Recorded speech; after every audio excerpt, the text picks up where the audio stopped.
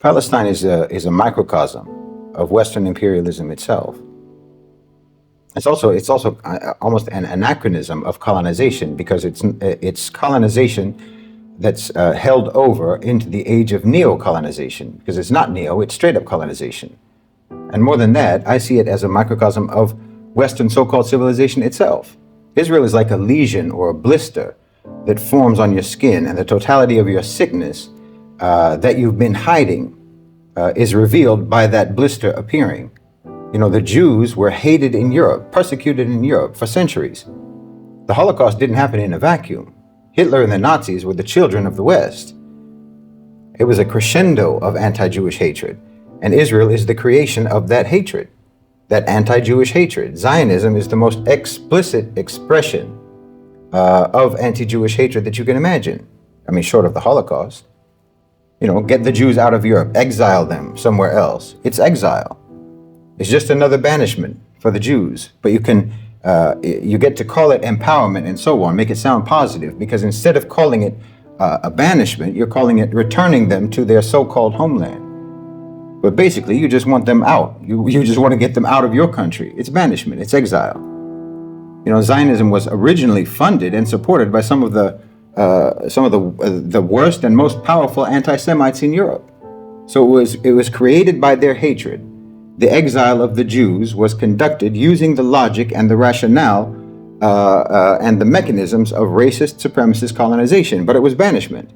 The dehumanizing, dismissiveness, and contempt for the indigenous people, the Palestinians, that's classic Western colonization. And has been maintained exclusively by violence and by causing regional instability, which is in and of itself an encapsulation of how the West operates in the world.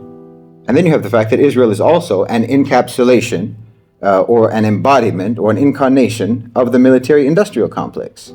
So you have the anti-Semitism, you have the racism, you have the white supremacy, you have the violence, you have the greed, you have the predation, and you have the parasitic character of the West, all summarized, all incarnated in Israel.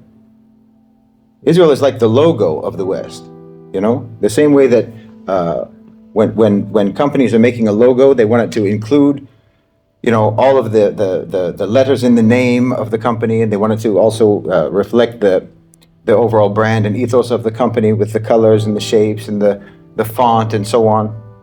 Well, that's what Israel is. It's like the logo of the West. It's a logo of Western so-called civilization, Western imperialism. It includes every aspect in the entity, the Zionist entity, includes every aspect that you find. It's an expression of every aspect that you find in Western colonization, Western imperialism, and Western so-called civilization. I mean, even down to the fact that it calls itself a democracy in the midst of the so-called, despotic Muslim world, despotic Arab world, Joseph Borrell's garden surrounded by a jungle. So yes, Israel, the Western colonizer project that is called Zionism, is all the sickness, it's all the cruelty, it's all the savagery and stupidity of Western so-called civilization, boiled down to its impure essence. And that's why you can see that the perpetuation of this project is unraveling the West. Your insistence to maintain this project is destroying your own societies, your own economies. And the tool that you use to rule the world is actually becoming the main source for the alienation and the estrangement of the whole world away from you. The thing that you tried to use as your instrument or your tool, your device, for controlling the Middle East, for controlling the Arab world, for controlling basically the global South, because Israel was also historically used to control Africa as well.